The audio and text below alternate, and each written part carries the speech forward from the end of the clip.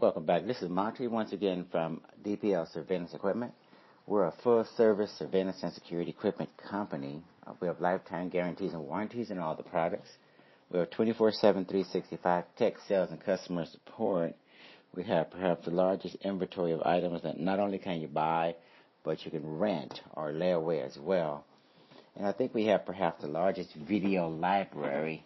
If you go to our website and you take a look at the links going horizontally across the top, you're going to see the typical links: home, about us, contact us, and all of that. But look for the one that says video library, and look for the link that says articles. Between video library and articles, you're going to see a lot of educational information. The demonstration of the bug detectors is what you're going to see in the video library. Demonstration of bug detectors, GPS trackers, various listening devices, otherwise known as audio bugs. The nanny cameras that, of course, allow you to view and watch online from your cell phone, smartphone, iPad, notebook, whatever it is, so you can see what's going on in your home or your office while you're away. That's a popular product, and will continue to be a popular product for a lot of people.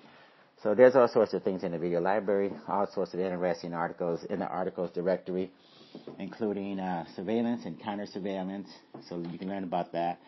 If you're a targeted individual, or if you're being electronically harassed, you can read a lot about that. If you want to know about it, audio-based harassment. We've written about this new thing that's going on now where people are being harassed with sound waves and such. So you can read about that. All sorts of different things.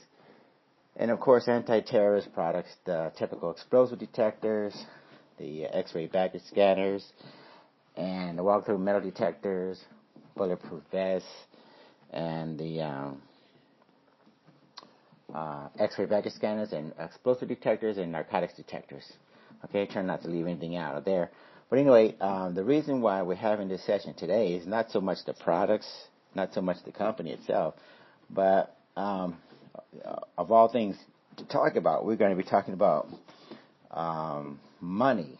We're going to be talking about technology in terms of how they intersect. Okay, there's a new cryptocurrency and technology out there by the name of Bitcoin and blockchain technology.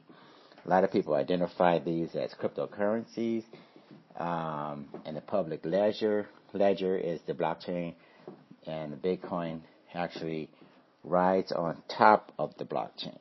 So anyway, getting right into it, we are putting a great deal of emphasis on making sure that the African Americans, not that the other groups are to be excluded, but we want to make sure that we do our part. I want to do my part in terms of making sure African Americans in the United States. I understand that Africans on the African continent and different blacks or Africans or whatever outside Africa and Europe, whatever, they may be into cryptocurrencies. They may be experimenting, which they are, because I've written about that as well. So don't bother commenting or suggesting that I'm excluding all of the people in Africa and Europe and such. I'm mainly talking about in the United States.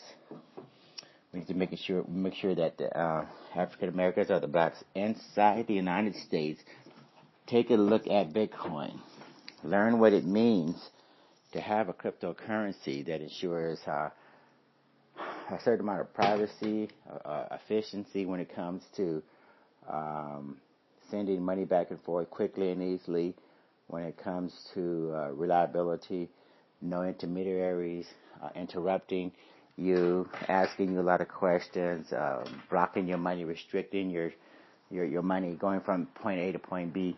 These are some of the attributes of Bitcoin, okay?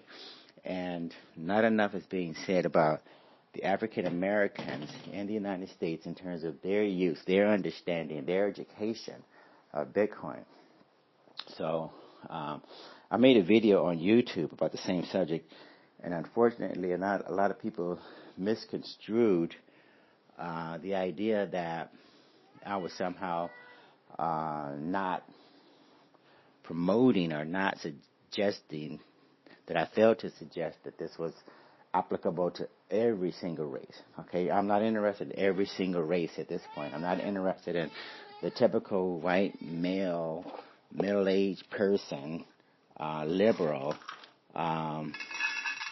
who's already inclusive, already banked, already well-educated and well-informed. I'm talking about, unfortunately, that subclass of society that nobody wants to pay much attention to, except to discriminate against them, shun them off, keep them relegated to the poorest areas, lowest resource neighborhoods, etc., etc.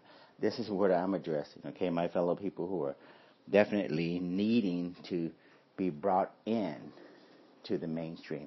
They need to be we need to acknowledge our contribution. We have a lot of famous inventors who are responsible for a number of different things. You name it, creating heart.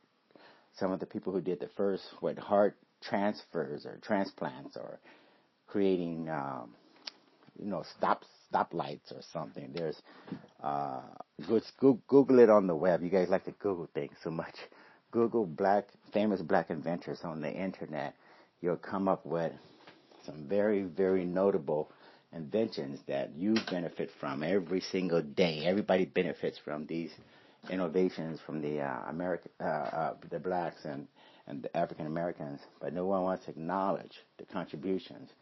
And this particular episode is indeed designed to do just that. Make you guys aware, you African Americans, my fellow people, get involved with Bitcoin, understand blockchain. Get Andreas Antonopoulos' book. I think it's called Mastering Bitcoin. He may have made a subsequent book after that. Look at Andreas Antonopoulos' YouTube videos. Invest 5 to 10% of your income, whatever you can come up with, invest it in Bitcoin. Invest your time into understanding cryptocurrencies in general. Society is going through a change where we're going to be using more and more of these ways of handling transactions and payment systems and sending information back and forth. This is basically the internet